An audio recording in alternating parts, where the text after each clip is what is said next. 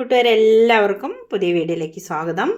ഇന്ന് നമുക്ക് വളരെ ഹെൽത്തി ആയിട്ടുള്ള നല്ലൊരു ഒഴിച്ചുകറിയുടെ റെസിപ്പി നോക്കാം. ചോറിൻ്റെ കൂടെയൊക്കെ കഴിക്കാൻ അടിപൊളിയാണ് കേട്ടോ ഇത്. അതിനായിട്ട് നമുക്ക് ഒരു കഷ്ണം ചേനയാണ് വേണ്ടത്.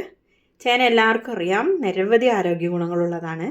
ഇത് BP കുറയ്ക്കാനും ഹൃദയത്തിൻ്റെ ആരോഗ്യം മെച്ചപ്പെടുത്താനും ഒക്കെ വളരെയധികം സഹായിക്കുന്ന ഒന്നാണ് ഈ ചേന.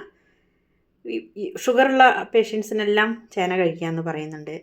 പിന്നെ ദഹന സംബന്ധമായ പ്രശ്നങ്ങൾക്കൊക്കെ ഈ ചേന കഴിക്കുന്നത് നല്ലതാണ്. നാരുകളൊക്കെ ധാരാളം അടങ്ങിയിട്ടുള്ളത് കൊണ്ട് തന്നെ അതുകൊണ്ട് വല്ലപ്പോഴും ഒക്കെ നമുക്കിത് വേവിച്ച് തോരനായിട്ടോ കറിയായിട്ടോ ഒക്കെ കഴിക്കാം കേട്ടോ. ഇനി നമുക്ക് ചെറിയൊരു കഷ്ണം തോലൊക്കെ കളഞ്ഞ് ഞാൻ കറിക്ക് ആവശ്യത്തിനുള്ളത് മാത്രം എടുത്ത് ക്ലീൻ ചെയ്ത് ചെറിയ ക്യൂബുകളായിട്ടാണ് കേട്ടോ കട്ട് ചെയ്തിട്ടുള്ളത്. ഇതൊക്കെ അവരവരെ ഇഷ്ടം പോലെ ചെയ്യാം. പെട്ടെന്ന് വേണമെങ്കിൽ വലിയ കഷ്ണങ്ങളാക്കി കുക്കറിലിട്ട് വേവിച്ചെടുക്കുന്നതിനും നല്ലതാണ് കേട്ടോ. ഈ ചേന കഴിക്കുന്നത് ആർത്തവവിരാമത്തെ തുടർന്നുണ്ടാകുന്ന അസ്വസ്ഥതകളൊക്കെ കുറയ്ക്കാൻ നല്ലതാണെന്നാണ് പറയുന്നത്. അതുകൊണ്ട് ആർത്തവവിരാമമുള്ള സ്ത്രീകളെല്ലാം ഇത് ഇടയ്ക്കിടെ കഴിക്കുന്നത് നല്ലതാണ്. ചേന എല്ലാം കഴുകി നീറ്റാക്കി ക്യൂബുകളായിട്ട് തന്നെയാണ് ഞാൻ കട്ട് ചെയ്തിട്ടുള്ളത്. ഇനി നമുക്കിതൊന്ന് വേവിച്ചെടുക്കണം. ഞാൻ പറഞ്ഞു കുക്കറിലിട്ട് വേണമെങ്കിലും വേവിച്ചെടുക്കാം. ഞാനിവിടെ എളുപ്പത്തിന് വേണ്ടിയിട്ട് ഒരു കടായിലേക്കാണ് കേട്ടോ ഇട്ട് വേവിച്ചെടുക്കുന്നതും കറി വയ്ക്കുന്നതും. ചെറിയ കഷ്ണങ്ങളാക്കിയത് കൊണ്ട് തന്നെ പെട്ടെന്ന് വെന്ത് കിട്ടിയിട്ടുണ്ട്. എന്നാലും വെന്തങ്ങ് ഉടഞ്ഞിട്ടൊന്നുമില്ല. അതൊക്കെ ഓരോരുത്തരെ ഇഷ്ടം പോലെ ചെയ്യാം. ഇനി നമുക്കതിലേക്ക് ഒരു പഴുത്ത തക്കാളിയുടെ ഒരു കഷ്ണം ചേർക്കണം. പിന്നെ കുറച്ച് ചെറിയുള്ളിയും എരിവിന് ആവശ്യത്തിനുള്ള പച്ചമുളകും കൂടി ചേർക്കാം. ഇതിലേക്ക് മുളക് പൊടി അധികം ചേർക്കാതെ പച്ചമുളക് ചേർത്ത് തയ്യാറാക്കുന്നതാണ് കേട്ടോ നല്ല ടേസ്റ്റായിട്ട് തോന്നിയിട്ടുള്ളത്.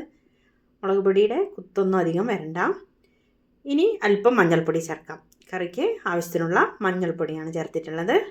ഞാൻ പറഞ്ഞു മുളക് പൊടി അധികം ചേർക്കണ്ട, ഇത് ഓപ്ഷണലാണ്. എന്നാലും ഒരല്പം ചേർത്തു കേട്ടോ. കൂടുതൽ എരിവുള്ളതല്ല, അതുകൊണ്ട് തന്നെ ഒരു 1/4 ടീസ്പൂൺ മുളക് പൊടി ഞാനിതിലേക്ക് ചേർത്തിട്ടുണ്ട്.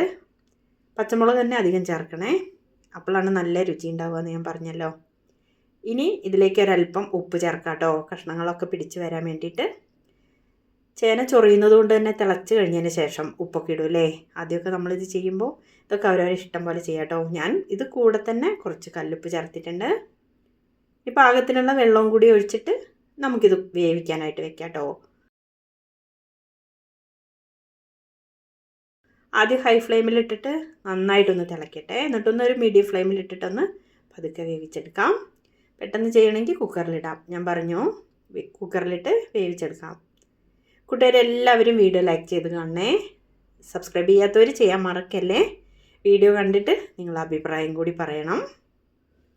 ഇത് വേവുന്ന സമയം നമുക്ക് ഇതിലേക്കുള്ള അരപ്പ് തയ്യാറാക്കിയെടുക്കാം കേട്ടോ. അതിനായിട്ട് തേങ്ങയും പച്ചമുളകും ചെറിയുള്ളിയും 2-3 വെളുത്തുള്ളി അല്ലിയും ഒരല്പം നല്ല ജീരകമാണ്. ആദ്യം തേങ്ങ നന്നായിട്ട് അരച്ചിട്ട് ജീരകവും കൂടി ചേർത്തിട്ട് നന്നായിട്ട് അരച്ചെടുക്കണം. പച്ചമുളകും കൂടി ഇടാൻ വേണമെങ്കിൽ.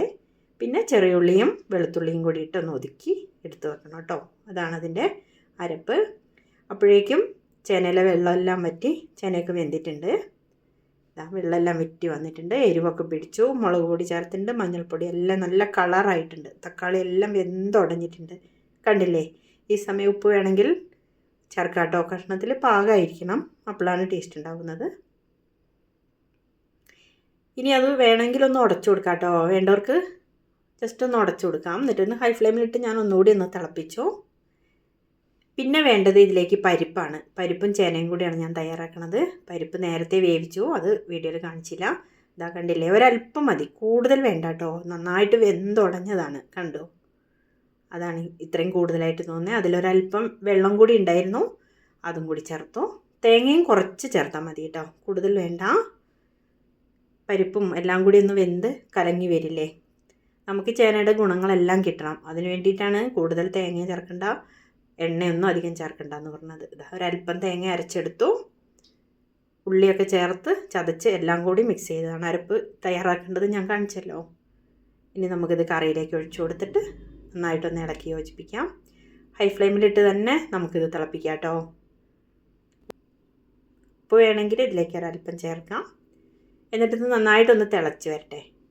എനിക്കല്പം കുറവുണ്ടായതുകൊണ്ട് ഉപ്പ് ചേർത്തിട്ടുണ്ട് കേട്ടോ. ഒരിത്തിരിയും കൂടി ചേർത്തു. കുറച്ച് കറിവേപ്പിലേക്ക് ഇട്ടിട്ട് ഒന്ന് നല്ലപോലെ ഒന്ന് തിളച്ച് വരട്ടെ കേട്ടോ. എന്നിട്ട് നമുക്കിത് ഓഫ് ചെയ്യാം. നിങ്ങളുടെ അഭിപ്രായം കൂടി പറയണം കേട്ടോ. ചേന എങ്ങനെയാണ് നിങ്ങൾ തയ്യാറാക്കണേന്ന്. നമ്മൾ തോരൻ വയ്ക്കും, പുഴുക്ക് തയ്യാറാക്കും. ഇതേപോലെ പരിപ്പ് ചേർത്ത് വെച്ചിട്ടുണ്ടോ? ഒന്ന് വീഡിയോയുടെ താഴെ അഭിപ്രായം പറയണേ. നല്ലപോലെ ഒന്ന് ഇളക്കി ഒന്ന് തിളച്ച് കുറുകി വന്നിട്ടുണ്ട്. നന്നായിട്ടൊന്നും കുറുകിയൊന്നും വരണ്ട കേട്ടോ. അങ്ങനെ കുറുകി വേണമെന്ന് ആവശ്യമുള്ളവർക്ക് ചേന ഒന്ന് ഉടച്ച് ചേർക്കാം. പാകത്തിനായിട്ടുണ്ട്.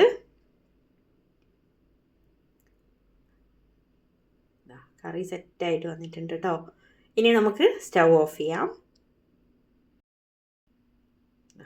പരിപ്പും തേങ്ങയും കഷ്ണങ്ങളെല്ലാം ചേർന്ന് നല്ല കുറുകിയ ടേസ്റ്റിൽ വന്ന് ഒന്ന് അടച്ച് വെച്ചിട്ട് കൂടി ഞാനൊന്ന് തിളപ്പിച്ചിട്ടുണ്ട്.